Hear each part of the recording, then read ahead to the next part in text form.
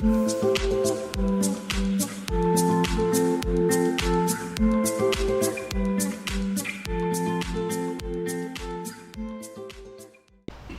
baik, selamat siang untuk kita semua. Ya, Bu. Ya, hari ini kita akan masuk. Tentu ini adalah perdana kita masuk dan membahas seputar tentang manajemen pemasaran. Jadi sebelum kita mempelajari lebih dalam, maka alangkah baiknya saya memperkenalkan diri kepada mahasiswa. Saya adalah dosen pengampu mata kuliah manajemen pemasaran dan nama saya itu adalah Otanius Laia SENN dan sudah menjadi dosen tetap sejak tahun 2019. Jadi mahasiswa, pada kesempatan ini tentu kita akan belajar selama 1 semester depan. Namun sebelumnya mahasiswa, yang pertama sekali kita pelajari di pertemuan awal ini adalah membahas seputar tentang rencana pembelajaran semester. Kira-kira kenapa sih kita penting mempelajari rencana pembelajaran semester? Adakah kira-kira yang akan menjelaskan? Ya, silakan. Baik, menurut saya Pak, rencana pembelajaran semester ini gunanya untuk mahasiswa atau mahasiswa ini untuk pedoman ataupun acuan dan digunakan untuk mempelajari manajemen pemasaran. Tidak, kita sepakat semua ya, bahwa memang pentingnya kita belajar terkait dengan RPS atau rencana pembelajaran semester itu sebagai acuan atau pedoman bagi kita dalam menyelesaikan topik-topik yang termasuk dalam mata kuliah manajemen pemasaran. Satuan kredit semester ini 3 SKS. Dan ini adalah semester 3 dan program studi manajemen dosen pengampunya Otanius Laia SENN. Jika ada mahasiswa, mata kuliah ini membahas tentang manajemen pemasaran serta faktor-faktor yang mempengaruhi proses dalam manajemen pemasaran pada masa sekarang, khususnya dalam menciptakan nilai pelanggan. Karena pada dasarnya ada mahasiswa bahwa pelanggan itu merupakan aset yang dimiliki atau aset bagi perusahaan untuk menjalankan bisnisnya. Ibaratnya mahasiswa, jikalau memang pelanggan tidak ada dalam dunia perusahaan, maka saya pastikan kegiatan mereka tidak akan Lalu membangun merek, apa sih merek? Kalau kita mendengar kata merek, apa sih yang terserah dalam memori kita? Merek itu adalah bisa nama daripada bisa juga nama daripada perusahaan. Nah, tentu ini perusahaan harus membangun merek terhadap konsumen.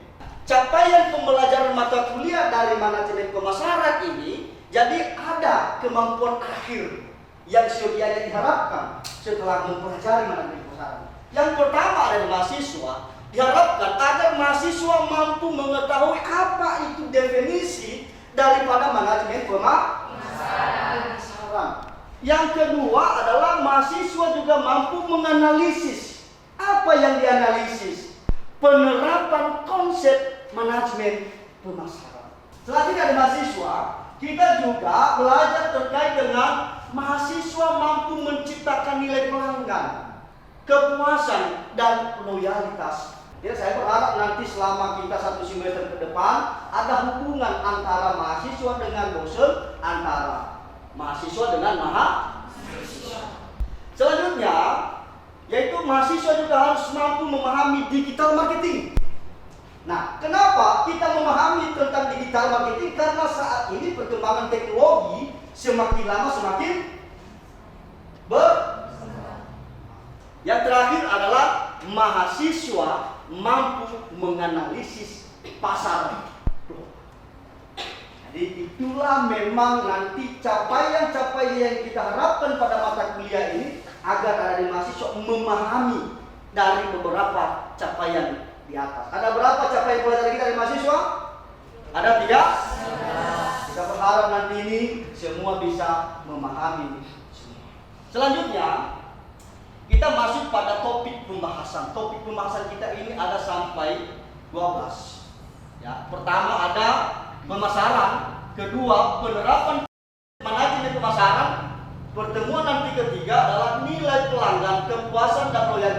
pemasaran, dan pertemuan keempat kita akan membahas terkait dengan evolusi pemasaran. Lalu pertemuan kelima kita akan membahas juga tentang produk dan promosi. Lalu pertemuan keenam kita akan membahas apa itu konsep dan strategi. Dan sampai nanti pada pertemuan terakhir berbicara terkait dengan digital marketing. Masuk kita pada apa sih Pak media pembelajaran yang kita gunakan? Ada sampai 4 media yang kita gunakan. Yang pertama apa dari mahasiswa? Laptop. Kedua ada Proyektor. Ketiga ada Whiteboard. dan yang keempat adalah Internet. atau wifi. Selanjutnya ada metode pembelajaran. Metode pembelajaran ini dari mahasiswa ada sampai 4. Yang pertama adalah kita melakukan secara tatap muka. Ya. Lalu ada presentasi tugas dan kelompok. Dan yang terakhir adalah ada yang disebut dengan diskusi atau debat. Nah, di dalam diskusi atau debat ini nanti kita berharap semua aktif. Selanjutnya dari mahasiswa, lalu kita masuk pada penilaian. Pak, seperti apa sih penilaian itu? Ya, ada 4 dari mahasiswa. Pertama dimulai dari sikap.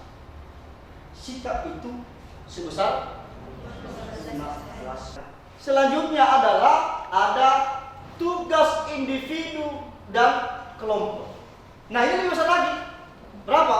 45%. Lalu ada UT. Apa itu UTS? Ujian tengah semester. Sebesar 15%. tentu kalau sudah semua Anda ikuti, maka berapa persen ini? 100%. Kalau Anda mendapatkan 100% berarti nilainya berapa? 100. Berarti A. Luar biasa. Jadi dari mahasiswa itu saja terkait dengan pertemuan pembahasan kita pada rencana pembelajaran semester ini. Apakah memang RPS yang kita bahas hari ini sepakat? Sepakat ya. Artinya apa tadi yang disampaikan bahwa ini adalah acuan kita yang akan kita pedomani selama 1 semester ke depan. Demikian pertemuan kita hari ini dari mahasiswa. Sampai ketemu minggu depan. Tuhan memberkati. Yaum. Ya, selamat siang untuk kita semua. Yaum. Ya, beberapa minggu yang lalu ada di mahasiswa kita sudah menyinggung bahwa perusahaan itu tujuan akhirnya adalah bagaimana mendapatkan keuntungan yang sebesar-besarnya. Oleh karena demikian dari mahasiswa kita coba membahas tentang apa saja sih menciptakan nilai kepuasan dan loyalitas pelanggan. Namun sebelumnya dari mahasiswa ada indikator yang ingin kita capai pada topik kali ini. Yang pertama ada di mahasiswa. Mahasiswa mampu menjelaskan nilai pelanggan, kepuasan pelanggan, dan loyalitas pelanggan. Lalu yang kedua, mahasiswa mampu mengidentifikasikan kepuasan pelanggan. Dan yang terakhir dari mahasiswa adalah mahasiswa mampu membangun hubungan dengan. Nah, inilah yang harus nanti menjadi capaian kita, indikator dari apa yang kita pelajari. Orientasi daripada pemasaran itu ada di mahasiswa, bagaimana supaya perusahaan dapat membangun hubungan kepada pelanggan yang terus-menerus. Yang kedua, menciptakan pelanggan yang loyal adalah inti dari setiap bisnis. Nah, setiap bisnis, jika nanti Anda menggeluti bagian daripada bisnis, maka yang menjadi tujuan utama Anda itu adalah bagaimana menciptakan pelanggan yang kita masuk pada perubahan orientasi berusaha. Pada zaman dulu, ya, pada organisasi tradisional dan mahasiswa, itu pelanggan paling bawah, ya, yaitu pelanggan dulu, pelanggan, baru petugas lini, manajemen mendengar dan manajemen. Ada nggak yang tahu siapa sih yang disebut dengan manajemen puncak? Acara ada itu Pak. Manajemen puncak itu seperti apa sih? Ya silakan. Siapa namanya ini? Ya, manajemen puncak. Menurut saya Pak, manajemen puncak itu adalah di mana titik atas bagian manajemen, jadi dia itu udah menjadi puncak di atas bagian atas. Berarti pemimpin ya? Pemimpin. Pemimpin. Berarti yang disebut dengan manajemen puncak itu adalah top leader manajemen. Dialah bosnya, dialah pemimpinnya. Maka pada era ini organisasi internasional yang paling atas itu adalah manajemen. Namun dengan adanya perubahan ada di mahasiswa, organisasi ini tidak lagi seperti dulu. Namun apa? Mereka berorientasi pada pelanggan modern. Yang dimana itu yang paling atasnya itu adalah mana? Yang paling atasnya apa? Pelanggan. Ya. Lalu yang kedua baru masuk petugas lini depan. Baru yang ketiga masuk manajemen menengah. Dan yang terakhir adalah manajemen. Ini namanya piramida terbalik. Ada mahasiswa. Pertanyaannya, mengapakah pelanggan ini paling atas? Kenapa berbeda? Karena memang perusahaan hadir adalah bagaimana memenuhi kebutuhan para pelanggannya. Bagaimana mengetahui apa sih yang menjadi keinginan pelanggannya. Sehingga nanti manfaat dari sana dia akan memperoleh. Apa itu? Ketika dia sudah memenuhi kebutuhan daripada pelanggan, maka secara tidak langsung dari mahasiswa dia akan mendapatkan yang namanya keuntungan. Nah ini. Ya, nilai persepsi pelanggan adalah selisih antara penilaian pelanggan atas semua manfaat dan biaya dari suatu penawaran terhadap alternatif. Ada dua atau terdiri dari dua. Yang pertama dari mahasiswa adalah total manfaat pelanggan, yaitu total nilai moneter. Ya lagi, ini adalah nilai moneter. Apa sih arti daripada nilai moneter yang masih ada yang tahu nggak? Nilai moneter itu apa sih? Biaya yang dikeluarkan oleh pelanggan dalam mendapatkan sesuatu. Biasanya itu sesuai apa tidak? Makanya tadi di atas mengatakan di mahasiswa nilai persepsi pelanggan itu adalah selisih antara penilaian pelanggan atas apa? Semua manfaat. Yang kedua ada di mahasiswa total biaya pelanggan, yaitu kumpulan biaya yang dipersepsikan oleh pelanggan untuk dikeluarkan dalam mengevaluasi, mendapatkan, menggunakan, dan menyingkirkan suatu penawaran. Bagaimana supaya Anda berangkat? Ya, harus punya kemampuan, punya pengetahuan, punya skill, punya keterampilan, dan sebagainya. Supaya kelak dengan dari mahasiswa ini dia bisa menjadi pemimpin-pemimpin di pulau kita yang tercinta ini, Pulau Nias. Amin ya? Amin. Selanjutnya, menghantarkan nilai pelanggan. Kita berbicara soal loyalitas. Jadi ada di mahasiswa, perusahaan itu mencoba dan berusaha bagaimana supaya setiap konsumen atau pelanggan yang berbelanja pada perusahaannya supaya loyal.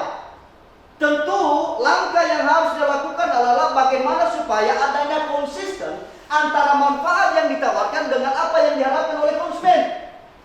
Sehingga nanti konsumen akan merasa puas. Kalau konsumen sudah puas dari mahasiswa, yakinlah pasti konsumen tersebut akan loyal. Selanjutnya dari mahasiswa, yaitu berbicara terkait dengan total kepuasan pelanggan. Ya. Kepuasan, perasaan senang atau kecewa seseorang terhadap ekspektasi mereka. Ya.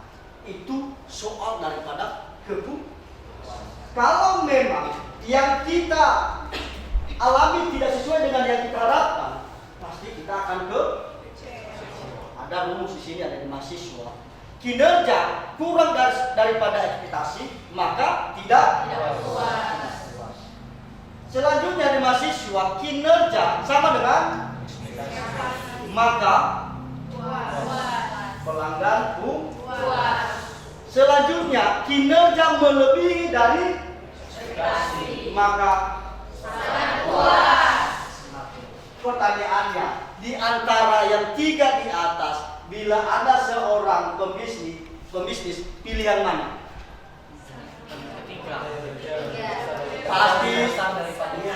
Pasti memilih antara 2 dan 3. Kenapa? Karena di sana tercipta yang namanya kepuasan. Itu.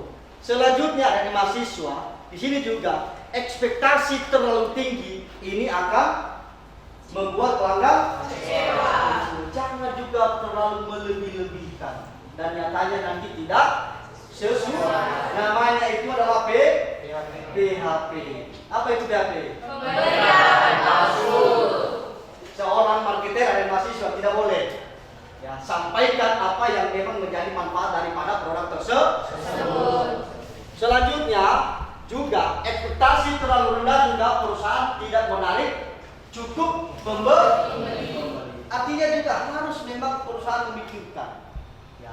Jangan juga terlalu tinggi dan jangan juga terlalu Rendah. ya. Dengan kualitas produk yang konsisten, ini akan mengakibatkan juga soal kepuasan pelanggan.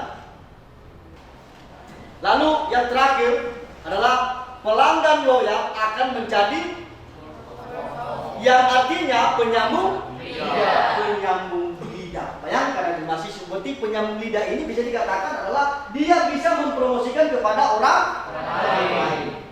Ya. Dia merekomendasikan kepada orang karena apa? Memang soal kualitasnya sudah terjamin. Nah ini.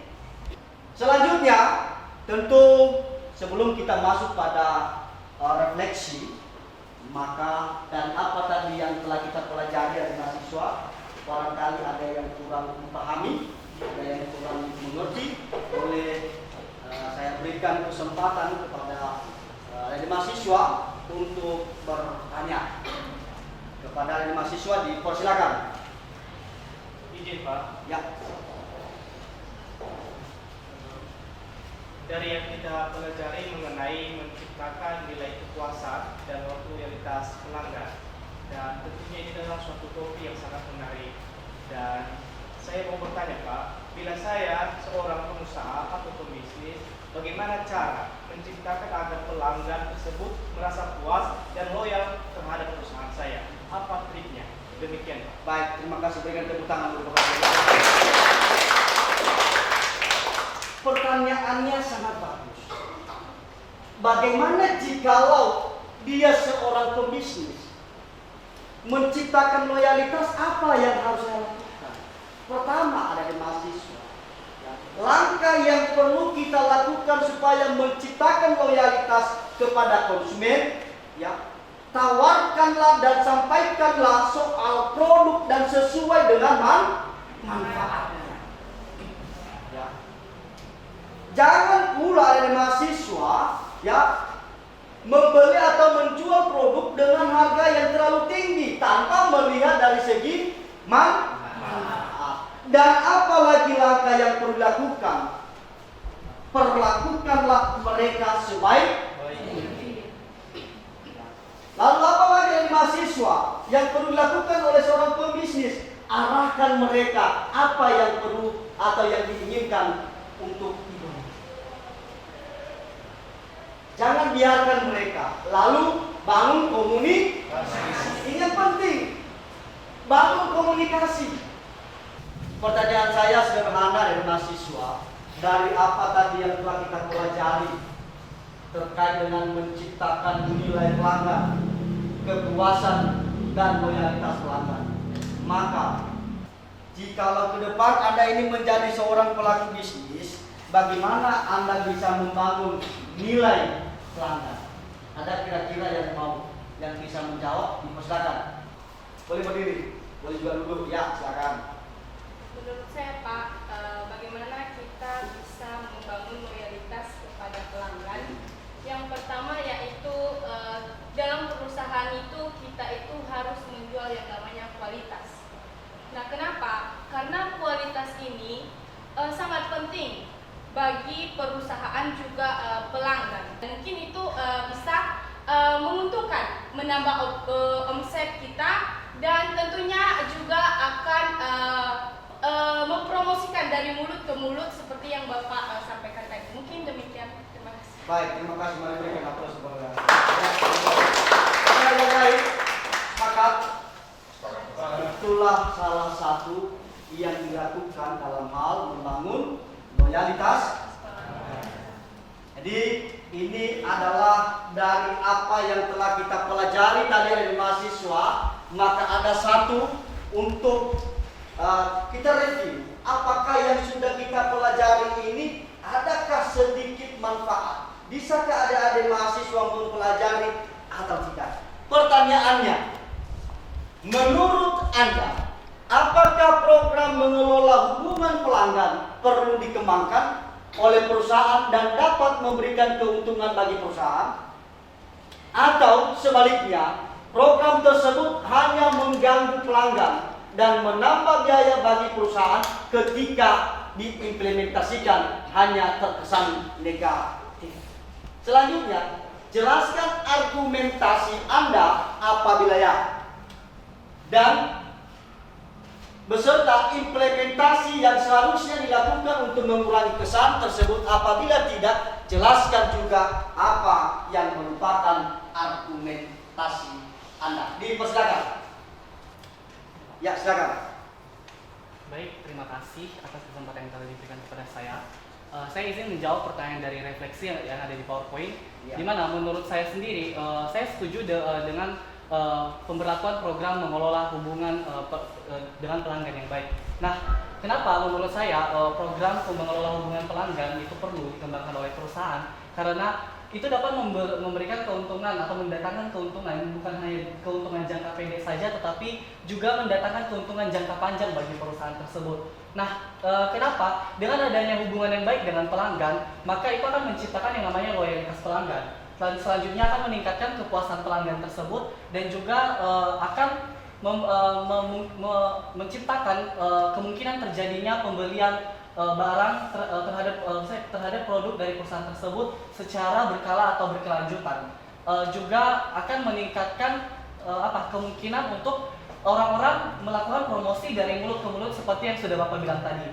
Selanjutnya gitu. Nah, dengan adanya sumber daya manusia yang baik dalam perusahaan tersebut, misalnya karyawan yang memiliki kemampuan untuk berkomunikasi yang baik, maka bisa menyampaikan pesan kepada pelanggan secara empatik dan memberikan solusi dari berbagai keluhan-keluhan yang diberikan oleh pelanggan gitu, yang disampaikan oleh pelanggan. Sekian saja, Pak. Baik, terima kasih. Mari berikan tepuk tangan kepada artinya dari apa tadi yang telah kita pelajari, ternyata adik-adik mahasiswa sudah menyimak. Nah, tentu ini adalah harapan kita bersama. Kita menginginkan ke depan jauh lebih baik.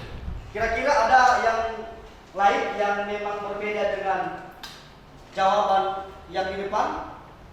Silakan, ya silakan. Baik, saya mencoba menjawab. Nah, di sini tadi dikatakan bahwa apakah program mengelola hubungan pelanggan perlu dikembangkan oleh perusahaan dan dapat memberi keuntungan bagi perusahaan. Nah, menurut saya sendiri, Pak, secara pribadi bahwa pengelolaan hubungan pelanggan itu sangat penting dan harus dilakukan oleh perusahaan. Kenapa? Di sini dari apa yang Bapak sampaikan tadi, saya berpikir bahwasanya pelanggan itu adalah jantung perusahaan. Kenapa? Ya, kalau namanya jantung, tanpa jantung tentu mati. Artinya, perusahaan tidak terlepas dari yang namanya pelanggan. Perusahaan yang sedang mereka promosikan ini. Jadi menurut saya mungkin itu memang ada, dan jika dikatakan apakah pelanggan juga merasa terganggu, mungkin kalau contohnya kita lihat ya, kalau sekarang promosinya tidak lagi secara langsung atau datang ke rumah-rumah. Sekarang kan sudah canggih, kita bisa menggunakan yang namanya teknologi seperti iklan-iklan di TikTok. Nah, kadang kalau misalnya iklan itu muncul secara tiba-tiba, mungkin itu sangat terganggu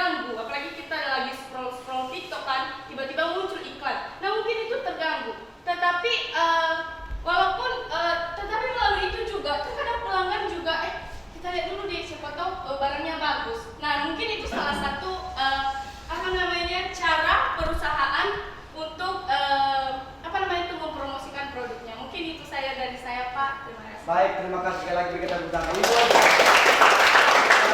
Memang kelas-kelas ini orang-orangnya smart. Ya, kelihatan bahwa cara menyimak saat menjelaskan sudah menyimak dengan baik. Ya. Betul apa yang disampaikan oleh dari mahasiswa bahwa memang membangun hubungan dengan pelanggan sesuatu hal yang harus dilakukan oleh perusahaan. Di saat perusahaan menjalin hubungan kepada pelanggan, maka apa feedback yang didapatkan? Secara tidak langsung perusahaan sedang berusaha untuk menjadikan pelanggan itu menjadi pelanggan yang loyal. Kenapa? Karena dia merasa diperhatikan. Tuh. Dan itu juga merupakan strategi-strategi perusahaan. Ya, mungkin dari segi biaya tentu itu adalah bagian daripada investasi. Mungkin di awal dia rugi. Tapi apa? Feedback yang didapatkan mungkin lebih dari biaya yang dikeluarkan oleh perusahaan. Nah, itulah tadi refleksi singkat dari topik kita hari ini ada di mahasiswa. Ini kita sudah masuk di pertemuan keempat dan mungkin minggu depan kita akan masuk pada pertemuan kelima. Jadi demikian dulu hari ini ada di mahasiswa. Sampai ketemu minggu depan. Tuhan memberkati kita semua. Yaum.